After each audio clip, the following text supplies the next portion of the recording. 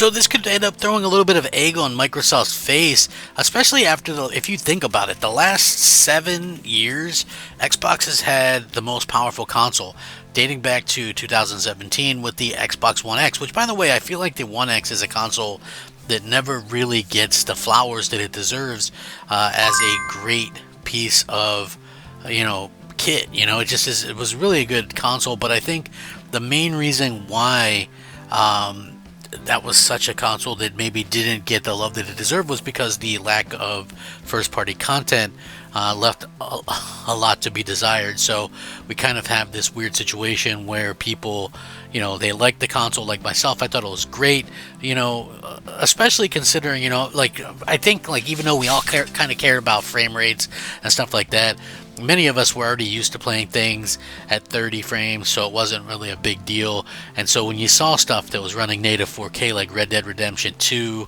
and like I had upgraded to my first 4K TV at that point, and it was just breathtaking. Honestly, it was incredible. So, but the problem was, Microsoft didn't release anything to take advantage of it. I think the only notable game that they released was Forza Motorsport 7 at launch, and then they released Gears of War 5 in 2019, basically right before, the Xbox Series X and S came out. So it was kind of left them there or whatever to kind of holding the bag or whatever. But we know that in terms of what's going to be enhanced for the PS5 Pro, so obviously with the soon to be announced PS5 Pro expected to hit shelves in November of this year, they've learned that there's a lot of development requirements that have to be met on the PS5 Pro Enhanced label. Internally, it's currently called the Trinity Enhanced label, but for the sake of this, it's going to be PS5 Pro Enhanced, sort of like things were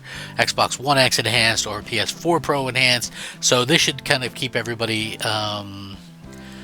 up to date with exactly how things are going to be in the future. So the Enhanced label first made its introduction into the PlayStation ecosystem following the release of the PS4 Pro, which meant that the game utilized the Pro console's improved hardware to offer improved frame rates and resolution. For the PS5 Pro, PlayStation wants the games to offer a PS5 Pro exclusive graphics mode that will combine PSSR to upscale resolution to 4K, a constant 60 frames per second, add or increase ray tracing effects. And according to these documents, it's possible because of faster RAM, which is 28% faster, and a faster GPU that is 67% larger than the standard console, 45% faster. So obviously that's going to be a good thing if you're into playing games at a better pace than you already were on like the PlayStation 5. So, and the funny thing is, to me anyway, is the PS5 was already outperforming Xbox Series X on so many different things. And when you look at this and you kind of look at it now and you just go, oh well, if that thing was already outperforming Xbox in so many different ways, then what is the PS5 Pro gonna do? I think that is honestly the big question, and could be a real kind of smack in Microsoft's face at the end of the day. So like I said, we'll see, because it could be a very interesting situation to say the least, and I'll be very keen to see how they kind of handle that anyway. That's going to be interesting anyway.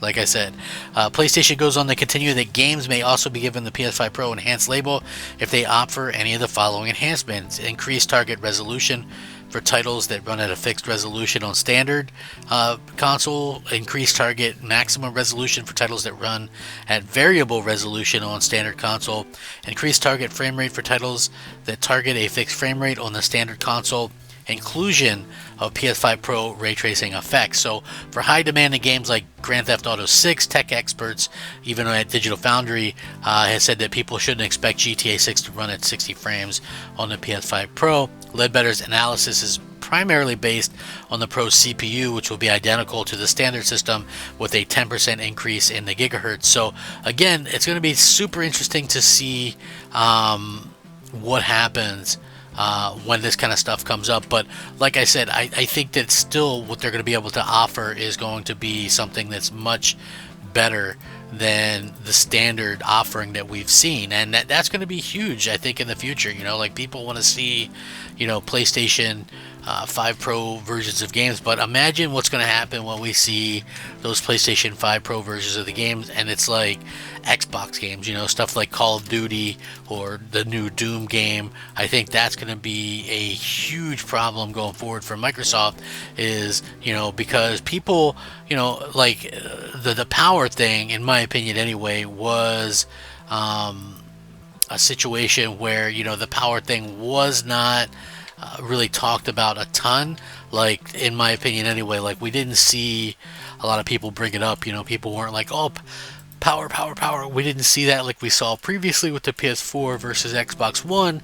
And I think, that's because Xbox had, this console that, was super powerful. So we haven't seen that. And yes, it's true that, obviously people aren't going to talk about it, but they will talk about the power thing now, because we're in the situation where PlayStation has the advantage again. And so let's never kid yourself with this stuff, right? I'm just being honest. There are far more PlayStation fans in the world than there are Xbox fans, and that should be obvious, right? So I'm not saying anything controversial there. So when PlayStation has something that they aren't doing well and that Xbox is doing well, you're not going to hear as much about it. That's just the facts. But once PlayStation has, the better games again, or the more powerful hardware, we're going to hear about it nonstop, and that's going to be a bad thing for Xbox going forward. So I think we're going to have to wait and see exactly how this kind of works out for the future. But like I said, PlayStation is really in a interesting spot right now. Like anything can happen, and I think probably anything will happen. Like obviously, like Sony find themselves in a significant situation where people are really kind of waiting for the future of gaming. Like we need that big hit, I think, where fans are kind of like, oh my god, I can't wait to play this game. I can't wait to do this. I can't wait to do that. I'm just, kind of really just kind of experiencing a lot of people just questioning where the PS5 Pro is. Like, I'm at that particular point as well. I can't wait to see what this thing can do. And I am kind of a little bit fearful, I think, on how Sony will handle that, and how Microsoft, I'm fearful how Microsoft responds to this as well, because if you look at it and you kind of go, okay, well, what can Microsoft do? It's not like they can like crap out a Xbox Series XX or whatever. They're not going to be able to do that. So that's sort of where I'm at with this. It's like they're going to be such a huge difference in these games that you kind of just kind of wonder what's going to happen. Like, is that going to kill Xbox completely? Is it just going to be a casual thing? Like, what's going to be the thing that really changes things for the better or whatever? I think that's probably where I'm at with this personally. And I know some of you guys might be in a little bit different spot than me, but again, just seeing such vastly different versions of this stuff could really be a killing blow for Xbox. I know people don't want to hear it. They don't want to hear the negativity, blah, blah, blah. I 100% get that. But at the same time, what can you do? You know what I mean? Like, they're going to have these games that are going to look significantly better on PlayStation, and that includes Xbox games. So, I mean, when we look at this, I think we're just kind of going to have to, like, grin and bear it and just hope that Microsoft decides that Xbox is worth, keeping around at that point.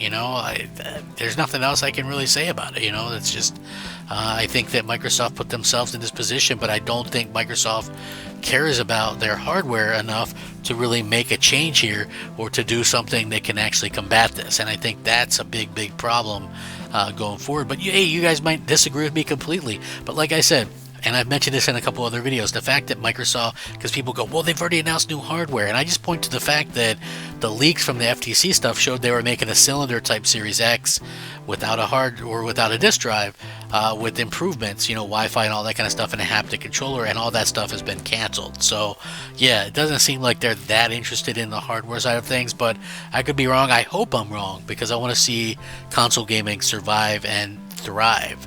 So let me know what you guys think. Rack 'em up. Crap Gamer out.